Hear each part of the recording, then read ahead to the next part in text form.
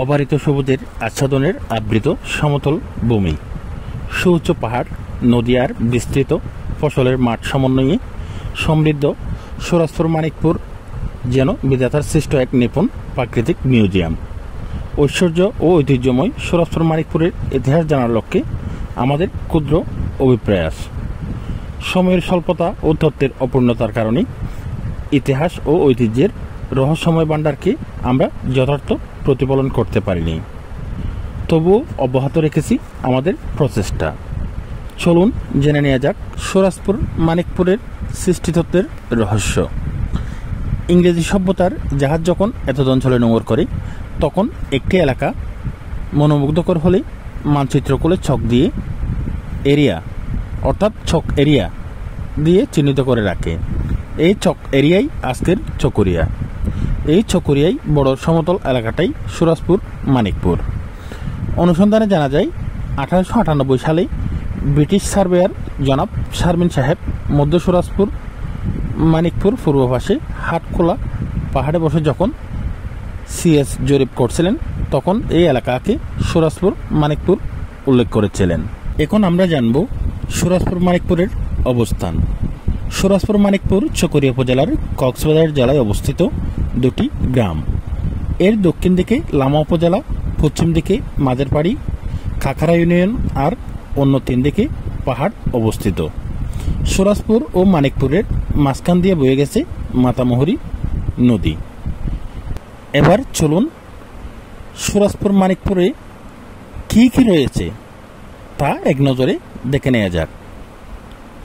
প্রথমত, আয়তনের দিক দিয়ে সুরাজপুর মানিকপুর 24.1 বর্গ কিলোমিটার জুড়ে বিস্তৃত, যার জনসংখ্যা প্রায় 15,000। তন্মধ্যে পুরুষ জনসংখ্যা 7,600 জন ও মহিলা জনসংখ্যা 7,400 জন।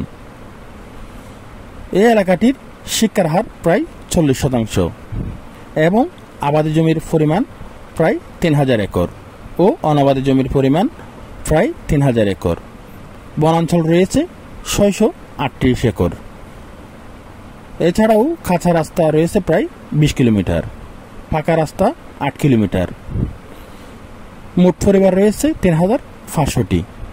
তন্মধ্যে মুসলিম পরিবার 3,200টি, হিন্দু পরিবার 40টি, বৌদ্ধ পরিবার 40টি এবং রাখাইন পরিবার রয়েছে 180টি। ধর্মীয় প্রতিষ্ঠানের মধ্যে রয়েছে মসজিদ 21টি, মাদ্রাসা 6টি, হিন্দু মন্দির 2টি, বৌদ্ধ মন্দির 5টি।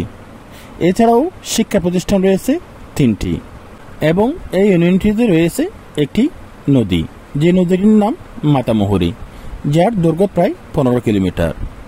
এছাড়াও রয়েছে একটি খাল, যার নাম পাইতং খাল, যার দৈর্ঘ্য 3 কিলোমিটার। পুকুর রয়েছে 22টি, ছড়া রয়েছে 3টি এবং সরকারি নলকূপ রয়েছে 10টি। সুরাজপুর মানিকপুরের যোগাযোগ ব্যবস্থা চলুন জেনে নেওয়া যাক। চকরিয়া থেকে ছান্দের গাড়ি অথবা সিএনজি অটোরিকশা যোগে খাখারা দিয়ে সরাসরি পরিষদ কার্যালয়ে সুরাজপুর যাওয়া যায়।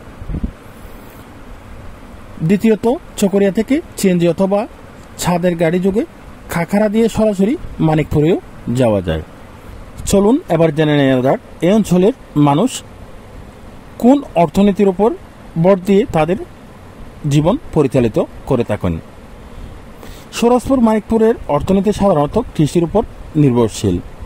সুরাজপুর মানিকপুরের প্রধান চাষ করা ফসলের মধ্যে উল্লেখযোগ্য হল তামাক এবং ধান। এছাড়াও বিভিন্ন প্রকারের শাকসবজি চাষ করা হয়।